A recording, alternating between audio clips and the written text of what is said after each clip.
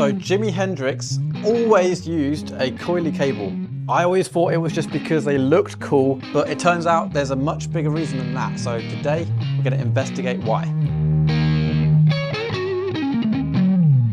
Now, every time I used to see Hendrix using coily cables, I always heard people saying that it had a contribution to his sound overall, but I never quite factored in how much this could make a big difference. Now, the old school coily cables had more capacitance in them, which naturally rolled off the higher end of the EQ curve. So when compared to using a normal guitar cable, the coily cable would sound a lot more warmer and just roll off some of the harshness that you might get from a traditional instrument cable. So today I'm actually going to be using a Rattlesnake coily cable. Now, these cables have the modern reliability, but the old school tone curve that we're looking for. We use these normal Rattlesnake cables here exclusively in the Pedal Studio, but Rattlesnake were super kind to send over this one for us to test. Let's actually put it through its paces now and see if we can hear any kind of difference at all.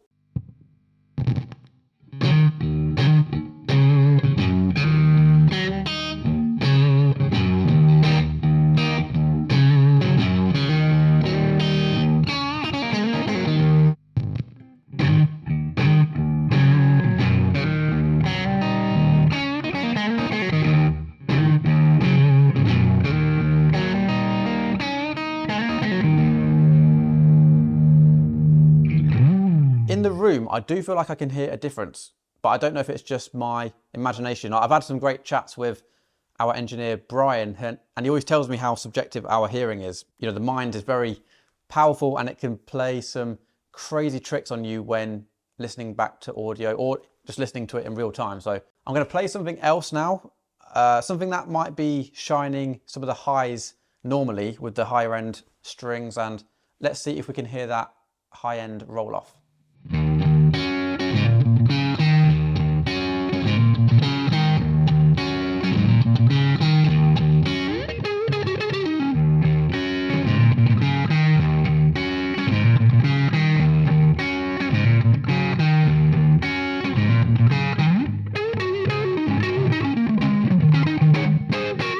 See, I'd love to listen back to this later on and see if my opinion stays the same, but I can truly hear a huge difference, which is quite eye-opening really, because I've always been trying to get the Hendrix tone just using normal cables, but I feel like in future I might as well just use these anyway, because that's what Hendrix would have used. Now, I've just been doing some more research about how Hendrix would have used, well, how the tone of a coily cable would have influenced Hendrix sound. And because, of course, he would have used a fuzz face style circuit, it would have rolled off some of the highs that you hear when he used to play with a fuzz. So I'm going to plug in the Rattlesnake coily cable to our pedal pawn fuzz and see if I can hear any difference from how I normally, hear with a fuzz pedal.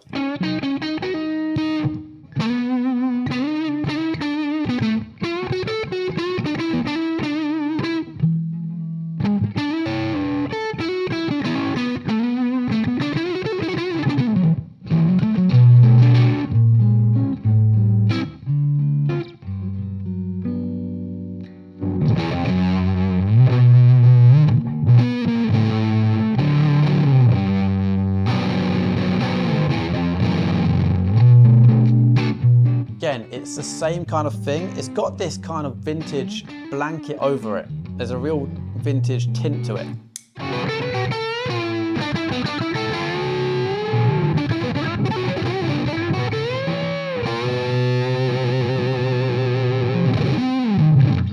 I do actually wonder if it would roll off too many highs in certain setups. Like, you might not want this all the time, but certainly for the Hendrix and Trower thing, I'm going to be trying this out in the future.